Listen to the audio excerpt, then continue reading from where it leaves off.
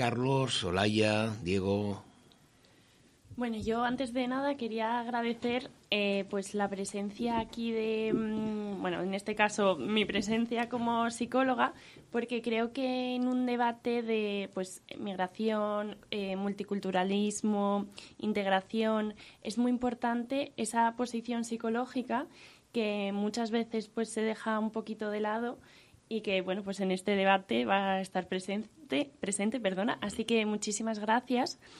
Y yo quería también resaltar la importancia, ya sea de la persona que llega pues a un lugar nuevo, como de la sociedad que lo recibe en esa integración. La integración es un proceso bidireccional en el que si la sociedad receptora no ayuda en esa integración es imposible.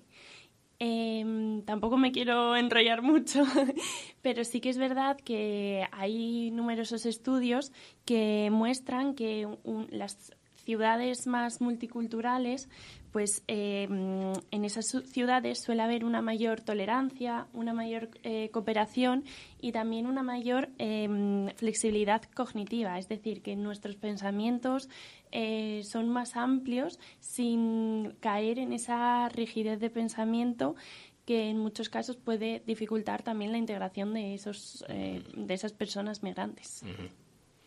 Carlos, Diego.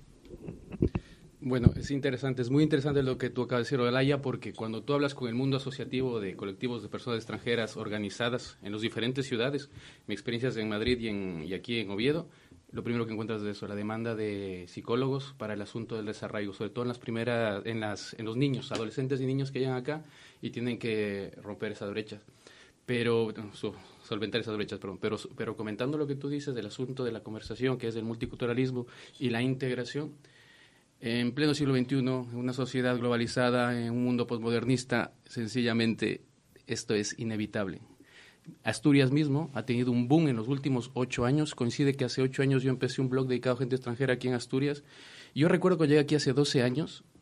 Era gracioso, yo no encontraba gente de mi color. Yo soy muy, muy moreno, más que Julio Iglesias, para que se hagan una idea.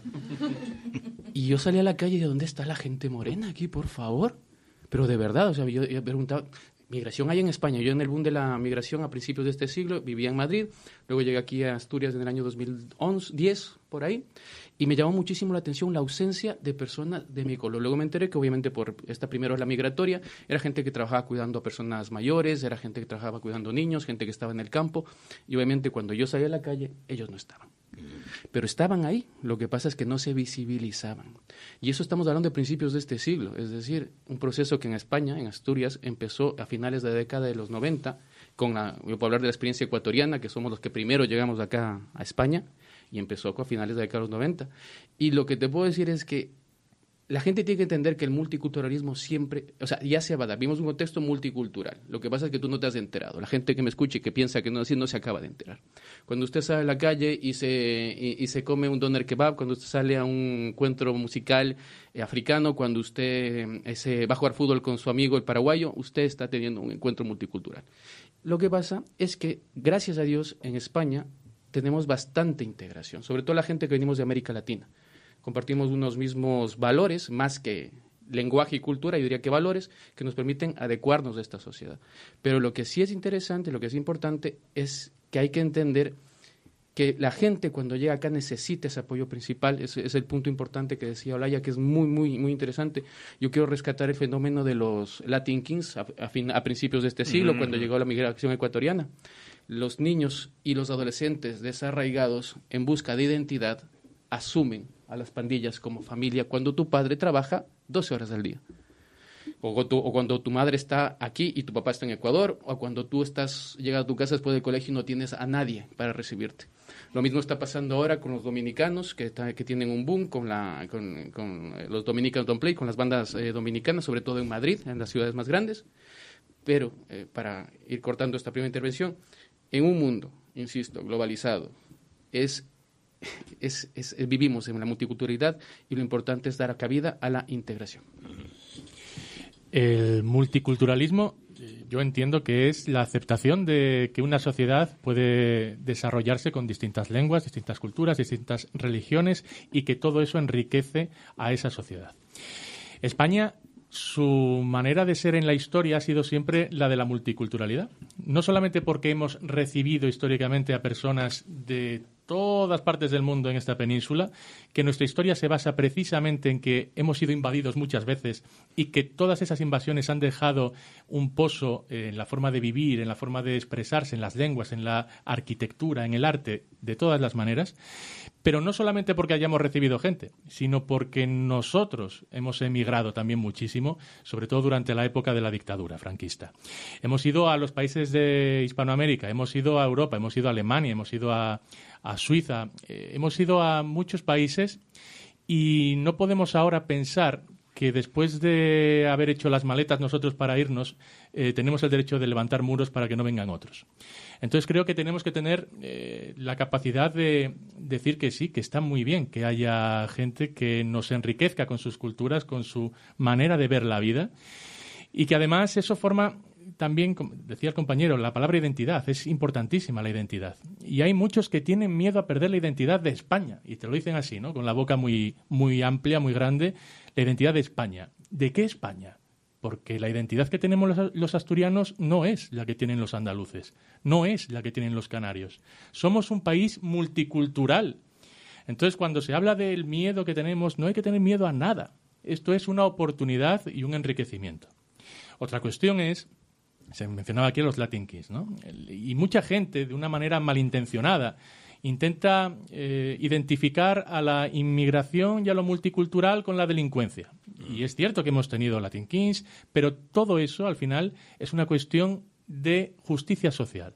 Si una persona tiene suficiente dinero en su casa, si tiene un empleo digno, si tiene la capacidad de irse a vivir solo y de independizarse y de construir una familia, si tiene todo eso cubierto, no hay delincuencia.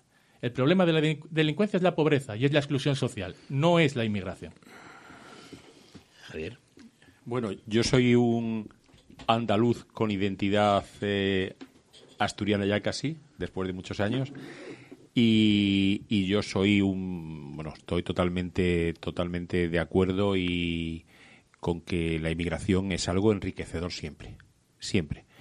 Porque al final, como bien has dicho, Diego, España pues en su momento recibió todo tipo de invasiones que todas ellas dejaron algo. O sea, nosotros estamos hablando con una lengua que es el castellano, que proviene del latín, es una lengua impuesta por un pueblo que nos invadió en su momento. La cuestión está aquí que la inmigración siempre es buena. El problema que se plantea aquí en los últimos tiempos es el tema de la inmigración, si es legal o ilegal. Y aquí hay muchos elementos que hay que analizar, porque un ser humano que viene, por ejemplo, sabéis, tengo mucha relación con África y la situación en África, el país que más conozco, Congo, es un país enormemente rico, pero enormemente pobre también. Enormemente rico en cuanto a riquezas, de materia prima y demás, pero muy pobre en el sentido de que la gente pues tiene unas dificultades tremendas. Entonces, es lógico que esta gente quiera buscar un porvenir mejor. ¿Qué ocurre? Que estamos viendo que siempre el término es que vengan de forma legal.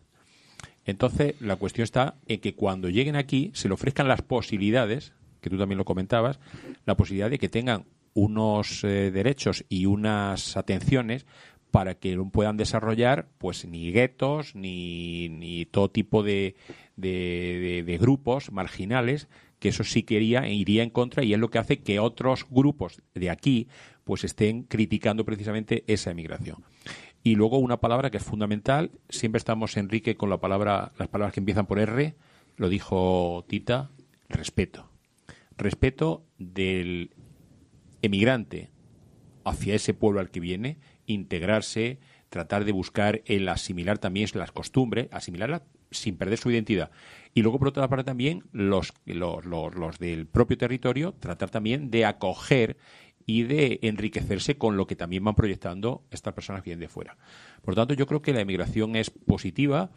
y que en un mundo como el que estamos ahora, un mundo global, pues esto es algo que no tiene freno, no se pueden poner muros al campo.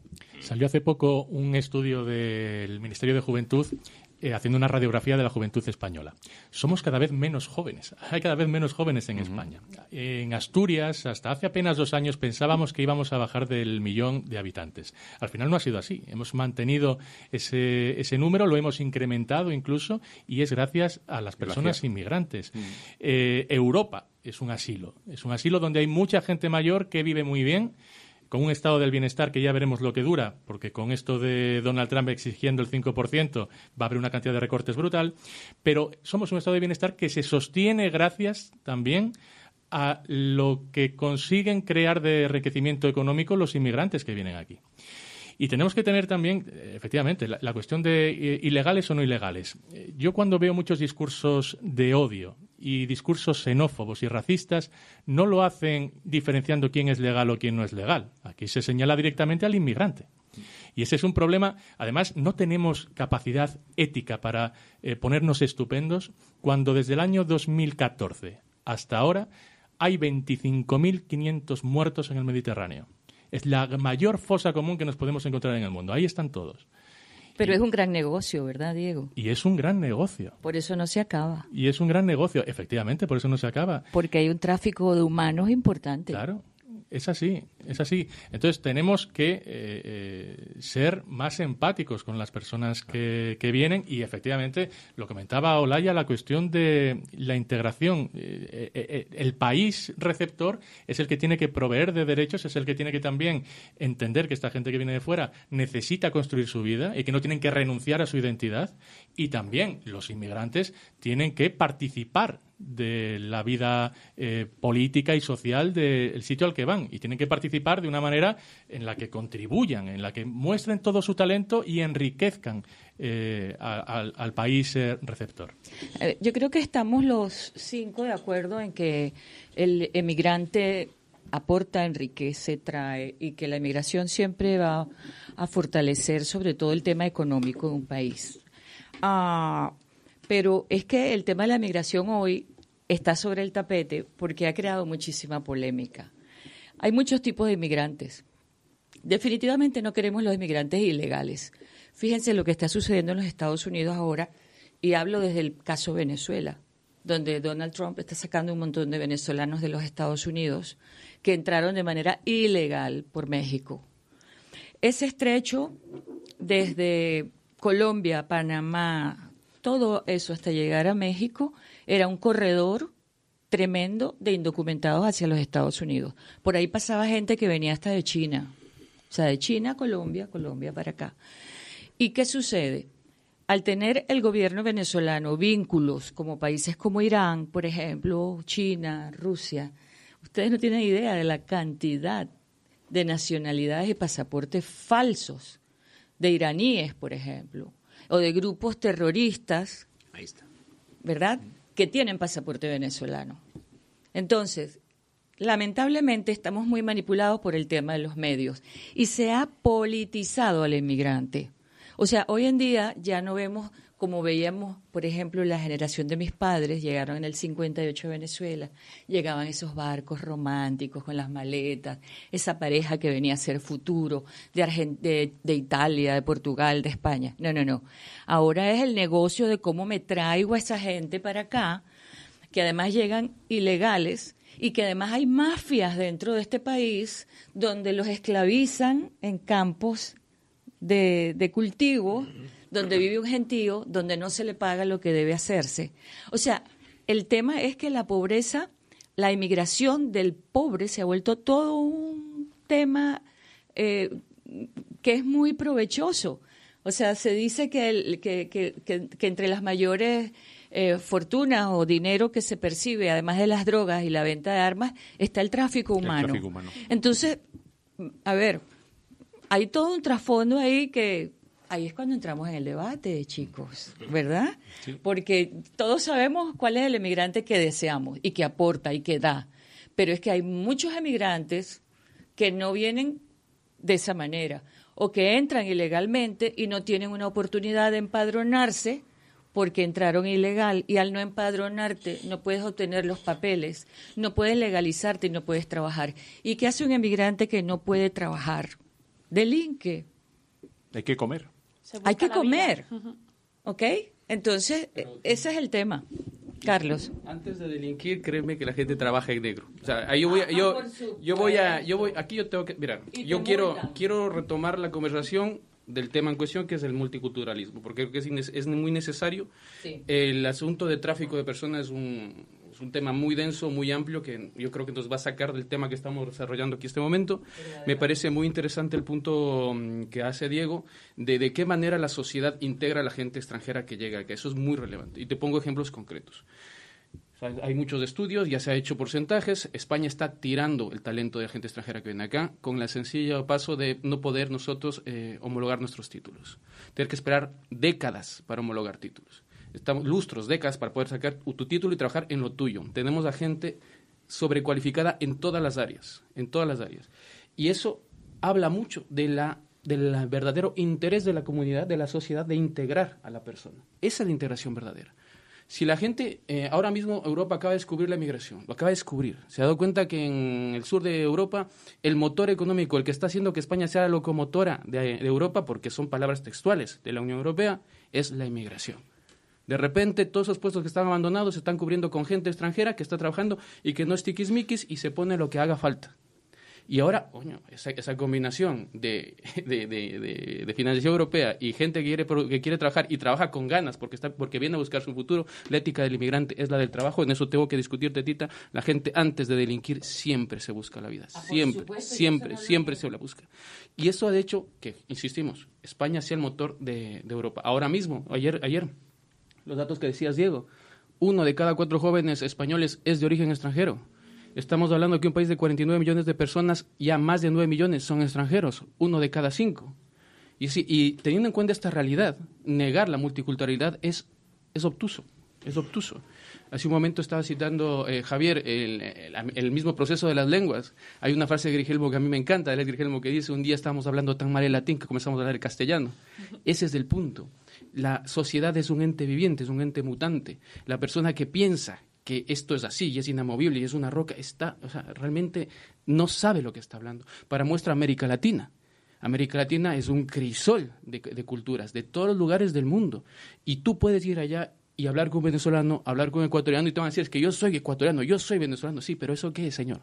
Es la mezcla de la cultura europea, la cultura indígena, la cultura negra, la cultura de todos los lugares del mundo que llegaron allá.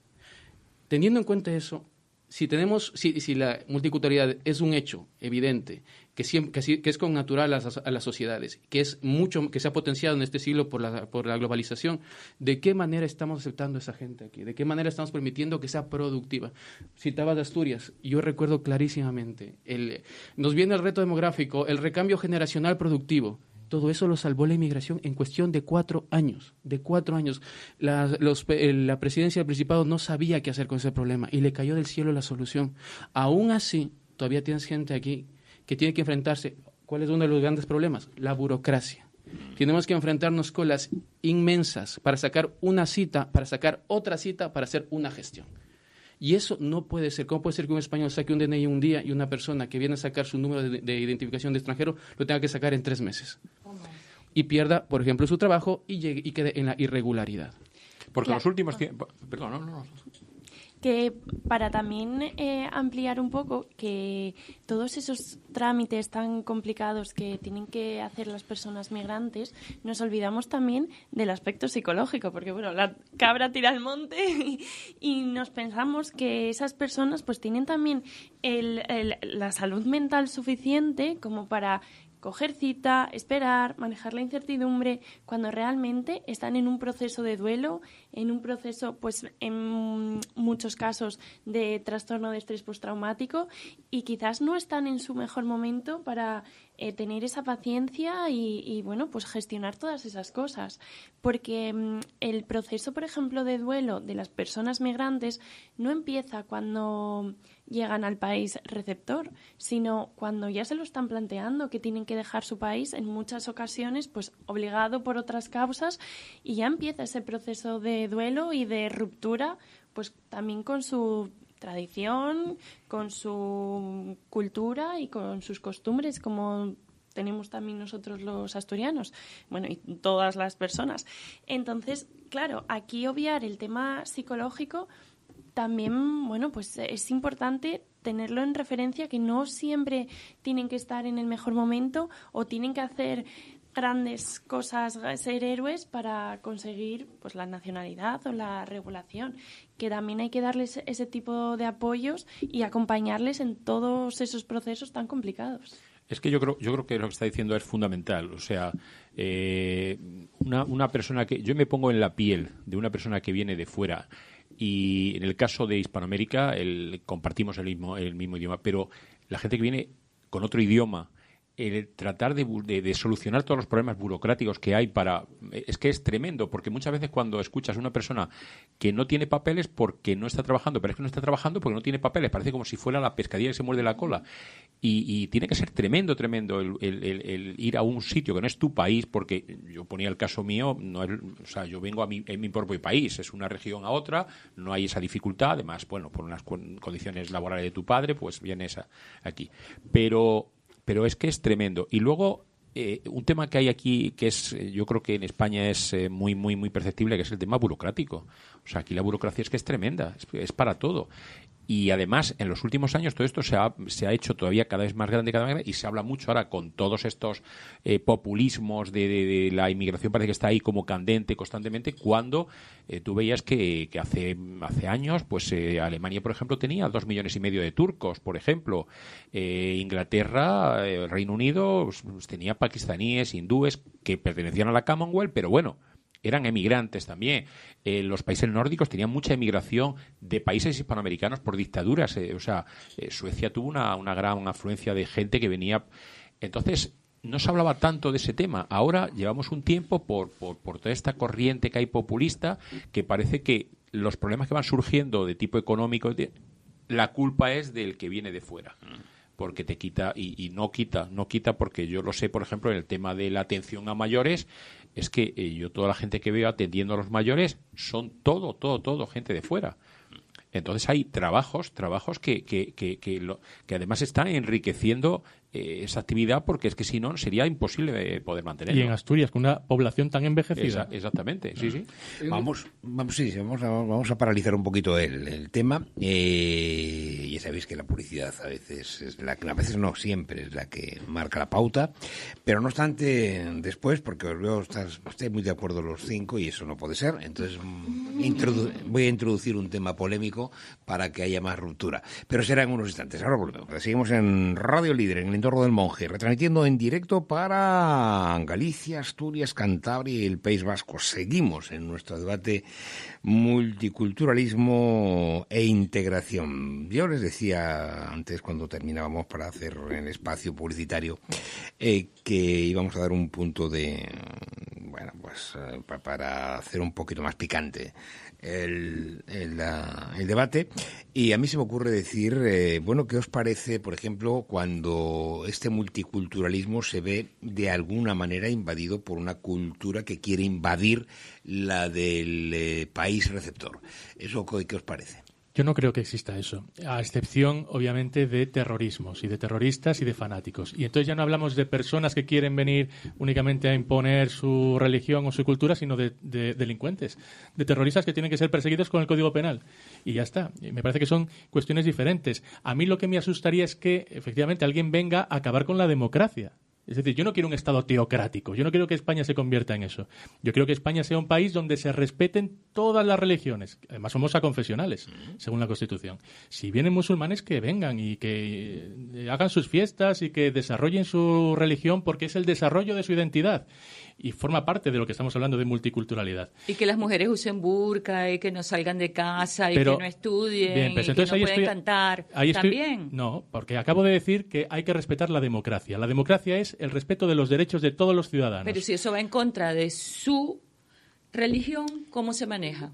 Se maneja perfectamente, porque estoy diciendo que hay que defender los derechos de todos los ciudadanos, mujeres incluidas, obviamente. Si una persona quiere imponer a otra el uso del burka, esa imposición ya es un delito, porque estás afectando la libertad de esa persona. Entonces, sería un delincuente. Pero no podemos pensar tampoco que todos los musulmanes vienen aquí a intentar cubrir a nuestras mujeres con el velo, porque no es así, porque sabemos que hay más que ejemplos numerosos de países que han recibido inmigración musulmana donde no ha ocurrido este tipo de cuestiones. Y el Reino Unido, que se ha hablado aquí antes, tiene ya casi, no recuerdo el dato concreto, pero es una barbaridad, diría sería un cuarto de políticos, representantes públicos que son musulmanes. Y no ocurre nada, ese país sigue siendo uno de los más punteros que existen en el mundo. El alcalde de Londres era musulmán. El alcalde de Londres es uno de los ejemplos. Entonces, mi problema es únicamente la destrucción de derechos y la destrucción del sistema democrático. Al margen de eso, hay amplísimo campo para que cada uno se desarrolle como quiera, porque la identidad tiene que ver con la psicología que comentaba Olaya.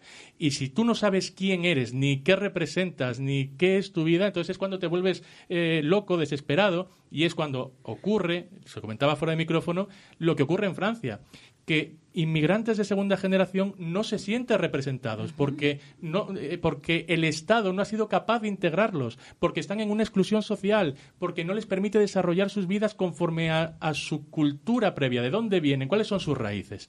Todo eso creo que es de lo que tenemos que hablar y no creo de verdad que haya una conspiración de personas que vengan a imponer su cultura más allá de terroristas, y a esos ya los combatimos con la fuerza de la policía y de la Guardia Civil y de todas las fuerzas del Estado. Uno de los puntos importantes que dices, Diego, ahí es la representatividad dentro de lo político. Eso es fundamental. En España, ahora actualmente, el 1% de los diputados en todos los congresos regionales y nacional es persona de origen extranjero. Y normalmente es de algún argentino que lleva aquí ya 30 años o algo así. No representan, a excepción no recuerdo el nombre del diputado africano del PSOE, no representan. Y mucho menos en los gobiernos que deberían estar, que son los locales. Porque, entre otras cosas, las autoridades locales no tienen ningún interés en hablar con las personas extranjeras. Les tienen ahora como comparsas, les llama mucho la atención, son muy divertidos, son muy interesantes, pero de ahí no pasan. Personas que tienen capacidad de generar políticas o de dar información para generar políticas locales o regionales, sencillamente ellos no nos ven como tal. Es más, nos marginan de eso. Yo quería decir algo al respecto. Yo creo que el emigrante que llega hispanoamericano en estos tiempos viene a trabajar. No tiene tiempo de meterse en temas políticos y no es esa su prioridad. Su prioridad es regularizar su situación, lograr trabajo y estabilizarse con su familia. Tema político como que no vienen a eso, vienen a otra cosa, vienen a trabajar. Entonces, yo pienso que sí hay una apertura con el tema de... Me estás grabando, ¿verdad? Ajá, eso no lo vas a poner en tus redes. Es que Carlos y yo hemos tenido experiencias interesantes de debate.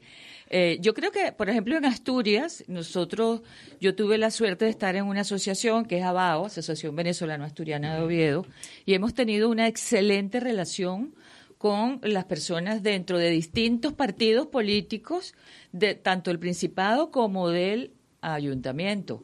Y, de hecho, tenemos un venezolano que es alcalde de barrio de Pumarín, que es Luis Chacón, por ejemplo. Y hemos siempre tenido las puertas abiertas para lo que necesitemos, tanto en Gijón como aquí en Oviedo. Entonces, no sé, es cierto, la situación está cambiando porque cada vez somos más. Entonces, ellos también entienden que somos los nuevos asturianos, como nos llaman, y somos posibles votantes, ¿verdad? Sí, habla Carlos. Por alusiones.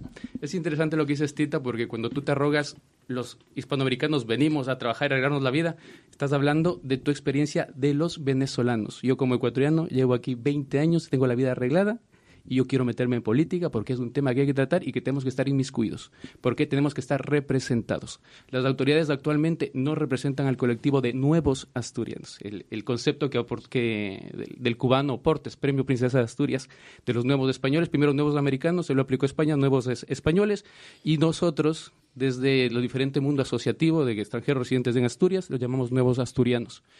Y sí, yo puedo decir que el interés de los gobiernos locales no se ha visto reflejado nunca en políticas que tengan como entes consultivos a las asociaciones de origen extranjero. Si para ti el apoyo del ayuntamiento se remite a acercarte o apoyarte, no sé de qué manera, en actividades culturales, vale, bien. Pero hay gente que ya está aquí asentada, que ya tiene otras aspiraciones y que tiene otros objetivos. Y es necesario que los partidos políticos lo escuchen. ¿Qué puedo decir por conversaciones con líderes de partidos políticos que he tenido recientemente? Ya lo hacen. Por una sencilla razón, interés electoral. Ahora mismo, lo vimos en las últimas elecciones asturianas, se definió el gobierno del Principado por cientos de votos, ni siquiera llegaron a miles. Estamos hablando de que ese botín electoral, esos nuevos votantes, que son los colectivos extranjeros que no votan, porque nadie les ha invitado a participar en el debate político, ya están en el centro de atención. Y si ya están en el centro de atención, lo lógico es que tengan representantes que sean justamente representativos. Bueno, hay integración. La integración tiene que estar, la integración estará cuando justamente tengamos esa presencia. No puede ser que el 1% de las autoridades, de los legisladores en toda España, sean personas extranjeras, cuando nosotros ya somos prácticamente el 20% de la población. Bueno, pero eso posiblemente el problema esté en los políticos, en los partidos políticos. Tú, si eres un ciudadano de este país y estás regularizado y tienes todos los derechos y, lógicamente, tienes que participar en la vida política. Ay, Javier, tengo que decirte que hay que hacer un acto de contrición porque falta interés. Y eso te lo puedo decir. Claro. Yo cuando escucho... Interés por parte de los grupos políticos. De los partidos políticos y del ciudadano inmigrante. Claro. Porque es como es lo que dice Tita, claro. esa faceta de yo llegué a trabajar y hago mi vida acá. Y la gente que ya lleva más tiempo acá, que ya tiene su vida más normalizada, debería buscar esa implicación, justamente para evitar cosas como las que decía hace un momento Diego. ¿Por qué tenemos esa caricatura del musulmán? ¿Por qué tenemos esa caricatura del latinoamericano? Porque dejamos que se cuente esa caricatura de nosotros.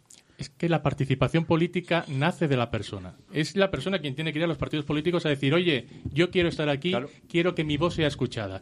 Yo, que soy militante de un partido político, creo que con los dedos de una mano contaría militantes que son inmigrantes, y creo que no hay ninguno. Pero de hecho. Eso entonces la culpa es del inmigrante. Por supuesto, teniendo la necesidad, no participan. Pero quizá por lo que dice ella, de que no se sienten llamados a participar porque tienen otras prioridades en ese momento, que es ganarse la vida. Aún así, la política es también decir, por ejemplo, ¿por qué no pasa una línea de autobús por delante de mi casa para ir al trabajo? Eso es política también. Y en eso tienen también que decidir ellos y tienen que expresarse. Las condiciones laborales del trabajo que realizan es política.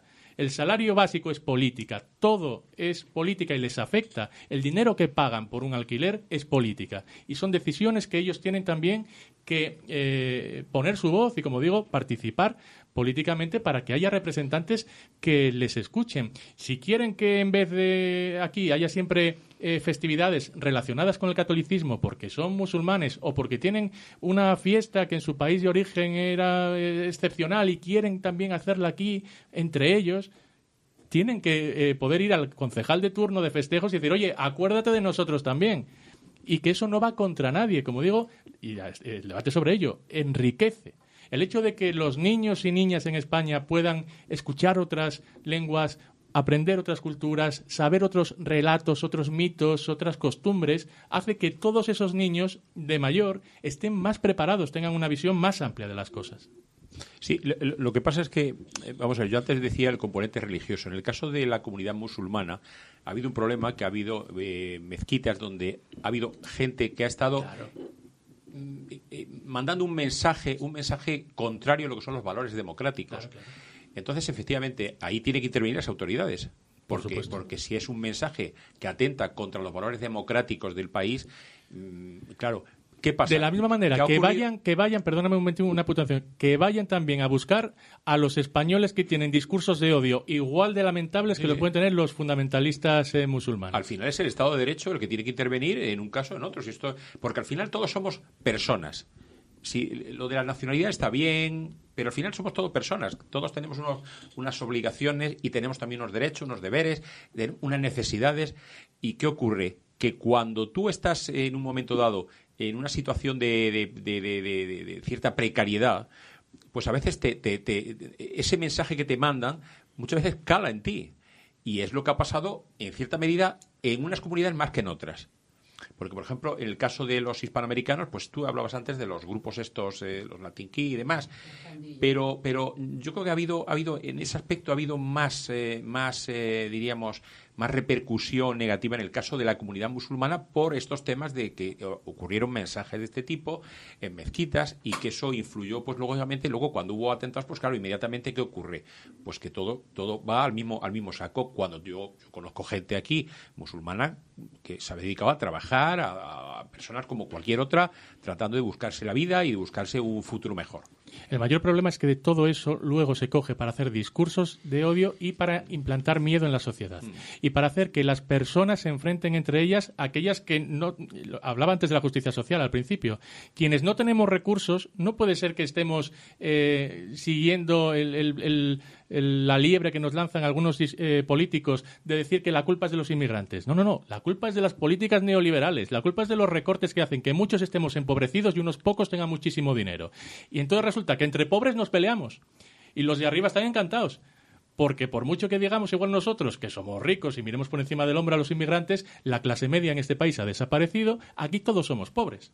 Entonces esto de los fascistas pobres, los fachopobres, esto a mí me hace mucha gracia. Porque claro, hay gente aquí que piensa que el enemigo es el que cobra lo mismo que él, o es más pobre. No, el enemigo es el que te está quitando el dinero. Claro, pero el miedo es una gran herramienta para movilizar a las personas. El miedo, bueno, pues cuando nos sentimos vulnerables o cuando sentimos que nuestra seguridad está en riesgo, somos capaces de casi cualquier cosa a todos. Y es una gran arma para ponernos en contra. Y para, bueno, pues para las personas migrantes se sientan todavía más vulnerables, con mayor rechazo social y con mayor exclusión social. Sobre todo cuando vienes de países donde has tenido muchos problemas por exigir, por pedir, por exigir un mínimo de respeto a cumplimiento de la Constitución, de vivir en un país democrático. Entonces, tú cuando llegas, yo digo que en la segunda generación podremos ver más políticos, hijos de extranjeros, metidos en la política, porque ya se sienten más identificados con el país que lo acoge y ya no hay ese miedo que traemos los que llegamos, porque desconocemos las leyes, porque desconocemos, al final, la cultura no es solamente lo que vemos, hay un submundo por ahí que ignoramos. Hay viejas heridas que desconocemos. Yo recuerdo cuando yo llegaba antes de vacaciones y estaban en proceso de elecciones y preguntaba, ¿por quién vas a votar? ¿Por fulanito o fulanito? No, aquí la gente no decía por quién iba a votar, porque eso no tengo por qué decirlo. Eso es miedo. Eso es miedo. Entonces, nosotros llegamos a este país y no queremos vernos involucrados tampoco en temas políticos. Por eso es que siento que lo que dice Carlos es cierto. Él tiene ya 20 años aquí, probablemente sea su momento. Sus hijos, quizás si les gusta el tema, puedan integrarse, pero hay una situación muy particular, psicológica, emocional del emigrante que llega para evitar inmiscuirse en temas políticos. Carlos. Sí, pero yo creo que ahora más que nada, por las razones que decía Diego, es muy interesante que tomemos la palabra. Porque estamos hablando ahora de que la inmigración se utiliza como un arma arrojadiza entre partidos políticos, los llamados, el bipartidismo de toda la vida y los nuevos extremos que tenemos ahora, tanto de izquierda como de derecha. Es un arma arrojadiza y un arma arrojadiza que tiende a confundir conceptos, inmigración con delincuencia, inmigración con inmigración irregular e inmigración irregular con delincuencia. Que no toda persona que migra de manera irregular es delincuente. Algunos se ven obligados a delinquir, pero no todos son delincuentes y eso tiene que estar clarísimo. Nadie es delincuente. Cuando te ves obligado a delinquir, eres delincuente. ¿Vale? Lo que yo te quiero decir es lo siguiente. Para evitar esa manipulación del concepto de la inmigración, tenemos que estar en el debate político. Es necesarísimo. Y si tú me dices, es que hay gente que acaba de llegar y no tiene, ya no digamos las ganas, sino los argumentos, la capacidad de hacerlo. Hay gente que ya está aquí, que tiene la capacidad, que tiene los argumentos para hacerlo y debe hacerlo. Lo que yo estoy haciendo aquí es un llamado a esa gente que quiere representar a sus comunidades. Porque los nuevos españoles, esto es un proceso que empezó, ya te digo, hace 30 años y que la gente ya tiene que aprender a asimilarlo. Y yo me voy a los datos. Yo no te estoy hablando de nada nuevo, te estoy hablando de datos estadísticos del CIS y del INE. Estamos hablando de que prácticamente el 20% de la población es gente de origen extranjero, es gente que tiene intereses, es gente que tiene particularidades. Te pongo ejemplos, los mismos datos que manejaba Diego hace un momento. Estamos hablando de que existe más abandono en las segundas generaciones de inmigrantes, abandono escolar. ¿Cómo puede ser posible que esos niños que supuestamente deben estar asentados son los que más abandonan la escuela? Un 30%, un 33%, 1 de cada 3. Entonces no se están tratando los temas. ¿Por qué? Porque las personas que están bien afectadas no están hablando al respecto. Y los políticos, en vez de preguntarles cuál es la manera en solucionar tus problemas para ganarme un nicho electoral, están preocupados en sostener al nicho electoral de siempre, asusando los demonios de la invasión y de la inmigración. Y eso es una insensatez, como se ha mostrado a lo largo de la historia. Yo no estoy hablando nada nuevo. Es necesario que la persona de origen extranjero, en aras de esa multiculturalidad, de esa salud mental, comience a tener presencia dentro del aspecto de todos los aspectos de la sociedad, y sobre todo en el político, que es donde se hacen las políticas que nos benefician al resto. Bueno, pues hasta aquí hemos llegado. Se nos ha ido, como siempre, el tiempo de una forma absolutamente increíble, pero es lo que suele ocurrir cuando se está en una conversación interesante y con participantes muy interesantes. Muchísimas gracias a todos los integrantes en el debate, Tita, Carlos, Diego, Laia y Javier, profesor Gámez. Muchísimas gracias.